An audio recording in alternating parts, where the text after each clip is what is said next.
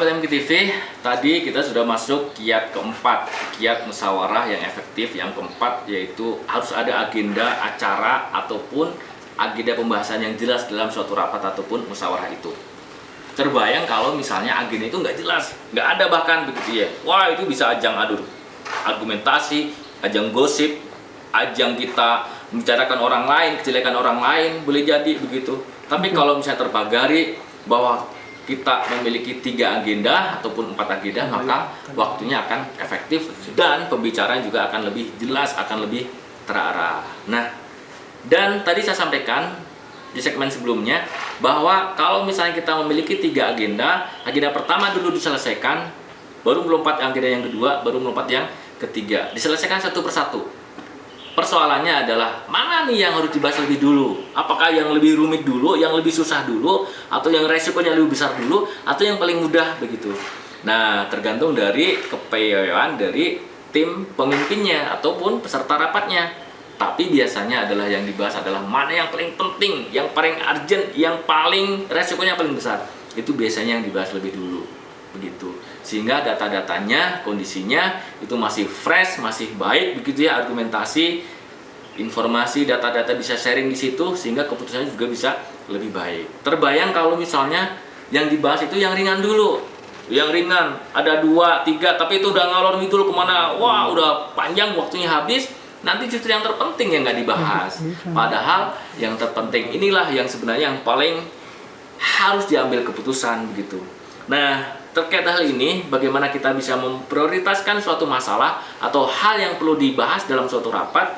Ini ada firman Allah dalam Quran surat Al-Insyirah ayat 7. Saya bacakan artinya.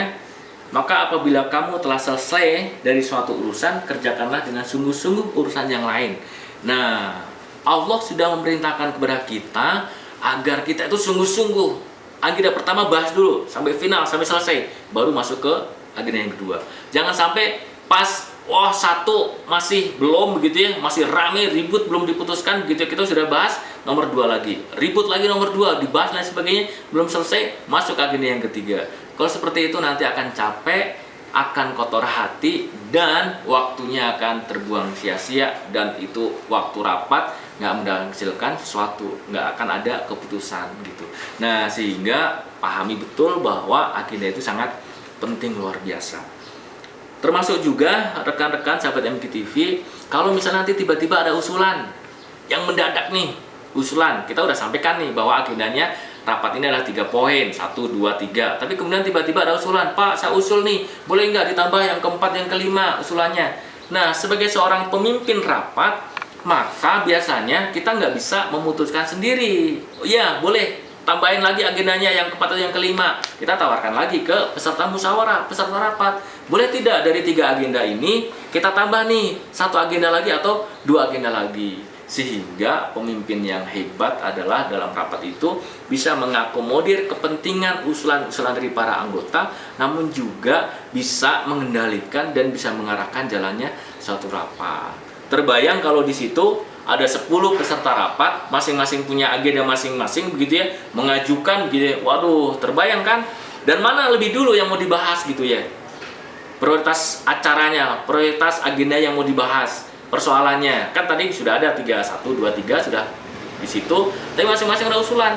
Kalau masing-masing ada usulan berarti ada 10 tuh tambahan, jadi ada 13 gitu. Kalau ini diterima, hanya diputuskan sepihak saja tanpa melibatkan dari peserta rapat, maka biasanya nanti kalau misalnya anggota rapat itu usulnya nggak diterima, maka pulang sakit hati. Selesai rapat bukan kebaikan namun juga jadi keburukan. Mengapa? Karena penghormatan ataupun peserta rapat itu tidak dihargai sebagaimana mestinya, tidak equal, tidak sebanding, tidak sama. Padahal suatu rapat itu bisa dalam suatu meja begitu ya, bersepuluh, itu syaratnya adalah equal, sehingga apa? Sehingga keputusannya bisa dilakukan bersama-sama.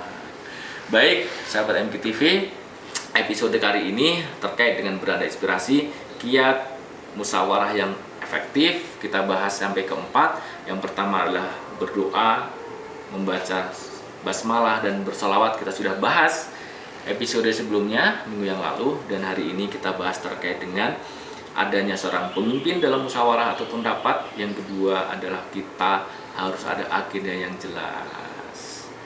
3 poin lagi, kita semoga minggu depan sudah selesai untuk yang musyawarah yang efektif ini.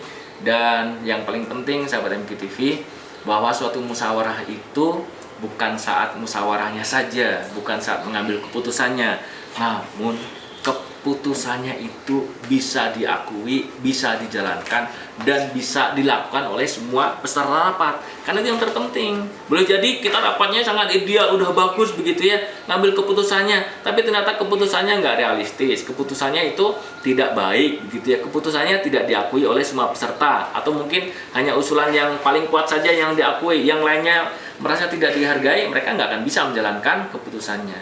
Sehingga sebenarnya dalam sebuah musyawarah atau musyawarah untuk mengambil keputusan ataupun rapat itu, maka yang tidak kalah pentingnya adalah kita harus memperhatikan bahwa keputusannya itu bisa dilakukan oleh semua pihak. Maka nanti kita akan bahas bagaimana kriteria keputusan yang baik di episode setelahnya.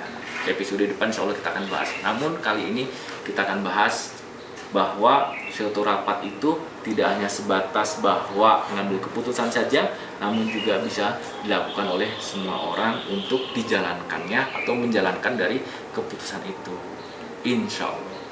Baik sahabat MQTV, saya kira bahwa seberapa pentingnya kita rapat dan kita bermusyawarah, namun insya Allah kalau dengan adanya seorang pemimpin, ada agenda yang jelas dan itu terarah semuanya, dan suasana rapat dan musyawarah itu kondusif, maka semoga Allah mengkaruniakan hidayah, petunjuk, bimbingan kepada kita, sehingga saat kita mengambil keputusan dalam musyawarah itu mendapatkan keputusan yang terbaik yang diridhoi Allah SWT. Sahabat MQTV, saya kira itu yang bisa saya sampaikan untuk episode kali ini. Saya Gatot Hendra Kumara beserta kru yang bertugas mohon undur diri. Kita ketemu lagi minggu depan, insya Allah. Terima kasih. Assalamualaikum warahmatullahi wabarakatuh.